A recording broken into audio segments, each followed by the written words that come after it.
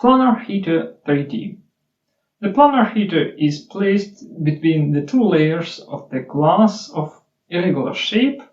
The heater consists of a serpentine stripe carrying electric current. The task is to calculate the temperature distribution. I'm going to use QuickField simulation software to conduct a virtual experiment. The film thickness is about 0.01 millimeters, while the glass thickness is 4 and 6 millimeters, so the film thickness is much less than the glass thickness.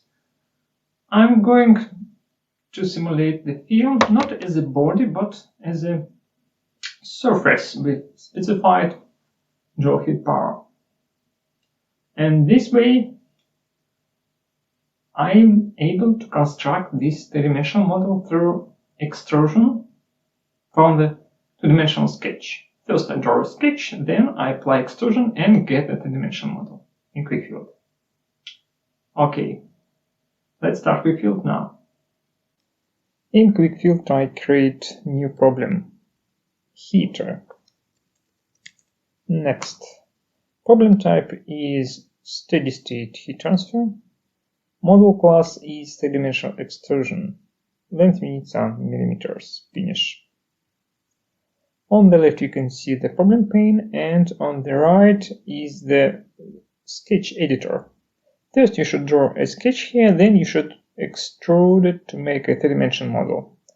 I'm going to import the sketch from the .xf file. I have already prepared the sketch in the CAD system. Here it is. So this is the geometry model. Let's zoom in. Here you can recognize glass and the heating film. Let's assign levels. There are two glasses with the heating layer in between. Internal glass thickness is 4 millimeters, so I select all and assign levels 0 and 4 millimeters. And the external glass thickness is 6 millimeters, so I assign another level -6 millimeters. Okay, let's build the finite element mesh and toggle two-dimensional, three-dimensional view. Okay, this is our 3D model. Let's zoom in. In 3D view you should assign labels. Let's change the viewpoint, zoom in, switch to selecting mode and select the thin glass. This is the internal glass, 4 millimeters. And this would be the external glass, 6 millimeters. And on the glass faces I should specify boundary conditions. Again, let's zoom in, switch to select mode, click to select, hold the Ctrl button pressed to select multiple objects at the same time. And this one. This is the internal side. To the faces I assign label internal. Now let's take a look at the other side.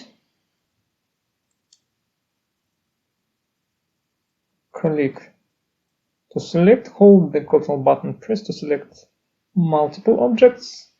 This is the external side. And I should also assign label to the conducting film. So let's hide one of the glass, view, hide. Now we have only the thin glass, and at this side of the thin glass we have the conducting film. Click and select, this is the heater. Okay, now let's provide physical properties for these labels. Double click the label name in the tree, thermal conductivity of the glass is 1 watts per kilometer, and the same thermal properties for the thick glass. At the external side, the air temperature is minus 15 degrees Celsius and the convection coefficient is 23. At the internal side, the air temperature is plus 20 degrees Celsius and the convection coefficient is 8. And the heater power is 600 watts per meter squared. Okay. The geometry model and material properties are ready, and before I can run the analysis, I should build the finite element mesh.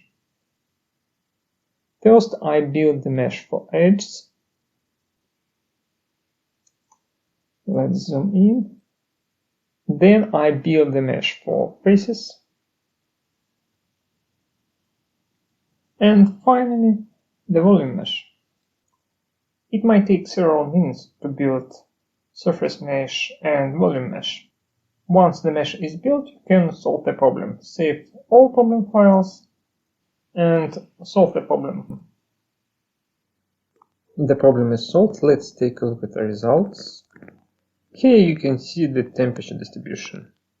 If I select the internal side and calculate the average value, the temperature is 5.3 degrees Celsius, and if I select the external side, the temperature is plus 2.4 degrees Celsius. Let's zoom in. This is the internal side. You can use the local values tool. Click any point and get the temperature value there. And for the cold side, again, let's zoom in.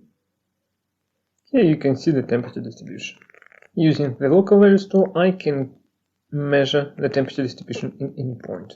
So this way, you can use QuickField to conduct virtual experiments and calculate temperature distribution in various shapes of the glass, various heating power, and various climatic conditions. If you search for the Planar heater 3D on our website, you will find the example page. Here you can read about problem setup, browse the solution section, take a look at the result pictures, and download the simulation files. Simulation files may be opened and the results may be viewed using any QuickField edition, including QuickField Student Edition, that you can download from our website for free.